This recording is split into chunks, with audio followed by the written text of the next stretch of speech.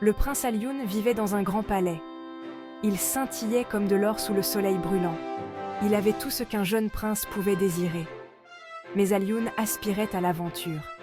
Il voulait prouver sa bravoure et sa force. Un jour, la nouvelle arriva. La forêt enchantée de Djilor était en danger. La forêt était magique. Elle protégeait le royaume du mal. Mais maintenant, la forêt était silencieuse. Les animaux avaient disparu. La magie s'estompait. Alioun savait qu'il devait agir. Il était le plus jeune prince. Personne ne s'attendait à ce qu'il soit courageux. Mais Alioun sentait un feu brûler dans son cœur. Il sauverait la forêt. Il rendrait son peuple fier. Cette nuit-là, Alioun fit un sac. Il prit son épée, son arc et une carte de la forêt. Alors que la lune se levait, il quitta le palais en douce. Alioun était prêt à affronter l'inconnu. L'air était lourd lorsqu'Alioun pénétra dans la forêt. Des arbres géants s'élançaient envers le ciel, leurs branches entrelacées comme des cheveux emmêlés. Le sol de la forêt était un tapis de feuilles, humide et silencieux. Un frisson parcourut l'échine d'Alioun. Il était seul. Alors qu'il s'aventurait plus profondément, le silence s'intensifiait. Les seuls sons étaient le bruissement des feuilles et les cris lointains d'oiseaux invisibles. Alioun tira son épée, la main serrant fermement la poignée. Il se sentait petit et insignifiant dans l'immensité de la forêt. Puis, il l'entendit. Un murmure porté par la brise. Il semblait provenir des arbres eux-mêmes, prononçant son nom. Alioun s'arrêta, retenant son souffle.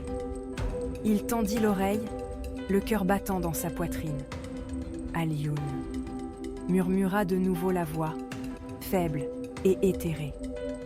La peur luttait avec la curiosité dans l'esprit d'Alioun. Il devait savoir qui ou quoi l'appelait au plus profond de ces bois enchantés. Il prit une grande inspiration et poursuivit son chemin. Un éclair de mouvement attira l'attention d'Alioun. Un petit lapin brun sautilla en vue. Il remua le museau et regarda Alioun avec des yeux intelligents. À sa grande surprise, il parla. « Perdu, petit prince ?» demanda le lapin d'une voix étonnamment grave. Alioun cligna des yeux, incertain d'avoir bien entendu. Avant qu'il ne puisse répondre, un oiseau bleu se posa sur une branche au-dessus de lui.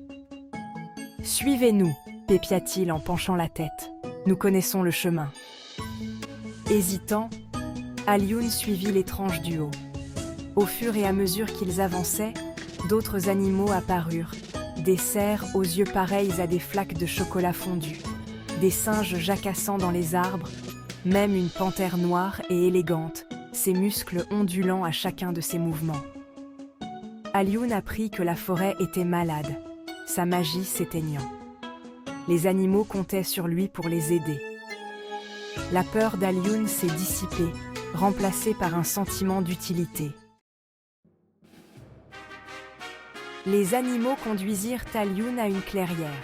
Au centre se dressaient 5 pierres imposantes, chacune gravée d'étranges symboles. L'air vibrait d'un léger bourdonnement. « Les pierres chantantes », expliqua l'oiseau bleu, perché sur l'épaule d'Alioun. « Elles détiennent la clé du rétablissement de la magie de la forêt. » Le lapin pointa sa patte. « Mais elles n'ont pas chanté depuis des années. Seul l'héritier légitime du trône peut les réveiller. » Alioun fit le tour des pierres, étudiant les symboles. Ils lui semblaient familiers, comme quelque chose sorti de ses rêves d'enfant. Lorsqu'il en toucha une secousse d'énergie le parcourut. La pierre se mit à vibrer plus fort. Il se souvenait maintenant. Sa grand-mère lui racontait des histoires sur ces pierres. Chacune représentait un élément, la terre, l'air, le feu, l'eau et l'esprit. Il fallait les toucher dans un ordre précis pour réveiller leur magie. Soigneusement, se remémorant les contes de sa grand-mère, Alioun toucha les pierres. La terre puis l'air, suivi par le feu, l'eau et enfin l'esprit. Lorsqu'il toucha la dernière pierre, la clairière fut inondée d'une lumière aveuglante.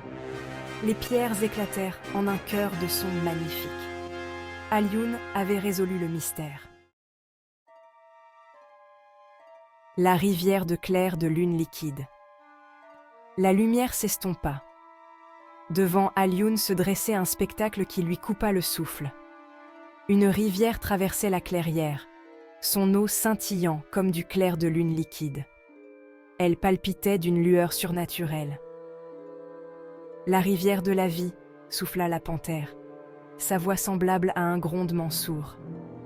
Elle coule au cœur de la forêt, portant sa magie. Les animaux expliquèrent que la rivière était à sec, étranglée par les ténèbres qui s'étaient abattues sur la forêt. Mais Alioun avait rétabli son cours. L'espoir fleurit dans la poitrine d'Alioun. Il faisait une différence. Il s'agenouilla au bord de la rivière, formant une coupe avec ses mains pour boire. L'eau était fraîche et douce, le remplissant d'un sentiment de paix. Il savait que ce n'était que le début de sa quête. Quand les ombres dansent. Cette nuit-là, alors qu'Alioun dormait à la belle étoile, une vague de froid le submergea. Il se réveilla en sursaut. La forêt autour de lui était animée d'ombres qui se tordaient et se tortillaient comme des créatures vivantes. L'air crépitait d'une énergie malveillante. Des yeux rouges brillaient dans l'obscurité. Un concert de grognements et de sifflements emplit la nuit. Les esprits maléfiques de la forêt étaient arrivés. Alioun tira son épée, le cœur battant à se rompre. La peur menaçait de le submerger, mais il tint bon. Il ne se laisserait pas paralyser par la peur. Les ombres se lancèrent à l'attaque.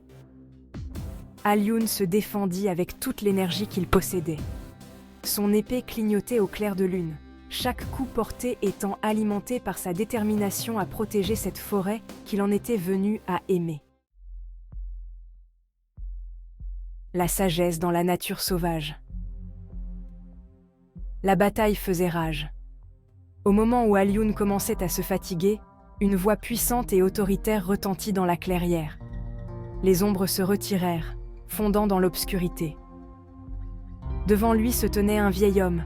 Sa peau était comme de l'écorce vieillie, ses yeux comme des braises dans la lumière mourante du feu. Il s'appuyait lourdement sur un bâton, la sagesse gravée dans chacune de ses rides. « Qui êtes-vous » demanda Alioun d'une voix rauque. « Je suis le gardien de cette forêt » répondit le vieil homme d'une voix grave et sonore. « Je t'observe, jeune prince. » Alioun baissa son épée, le corps endolori par la fatigue. Il avait tant de questions. Pourquoi la forêt était-elle malade? Qui avait déchaîné les esprits maléfiques?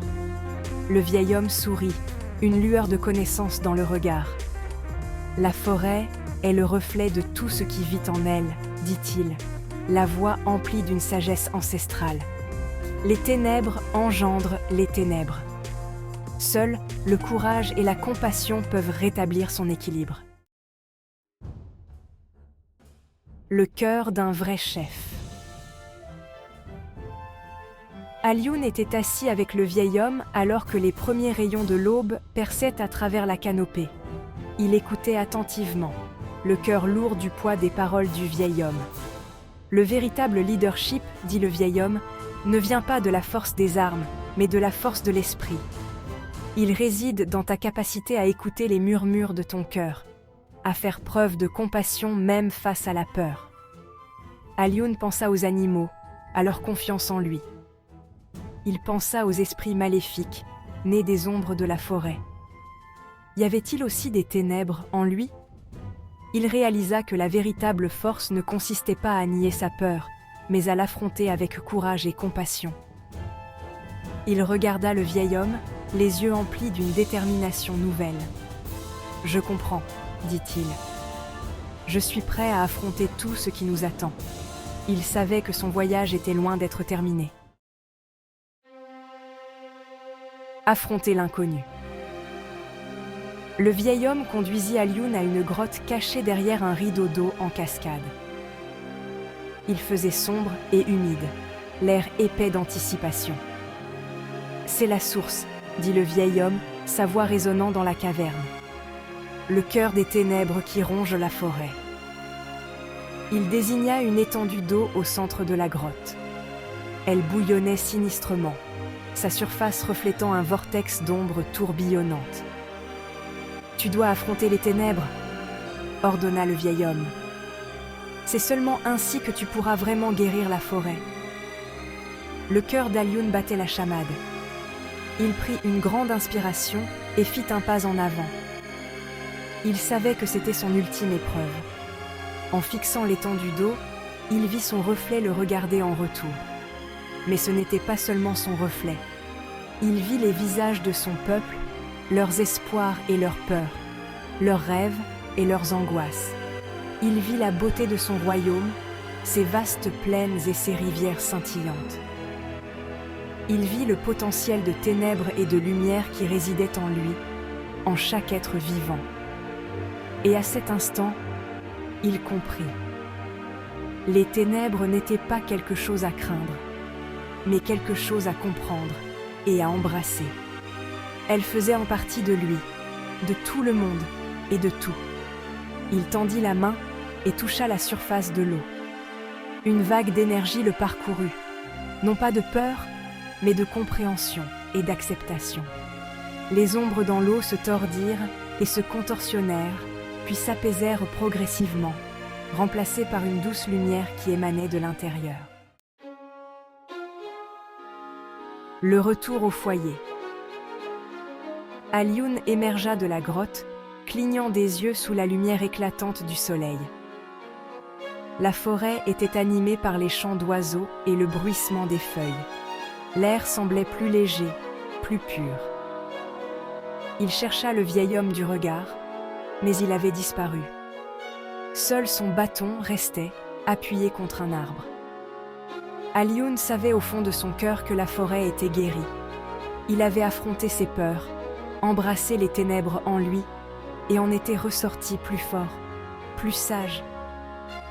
Après un dernier regard sur la forêt rajeunie, il se retourna et entreprit le long voyage de retour. Il emportait avec lui les leçons qu'il avait apprises, la sagesse qu'il avait acquise.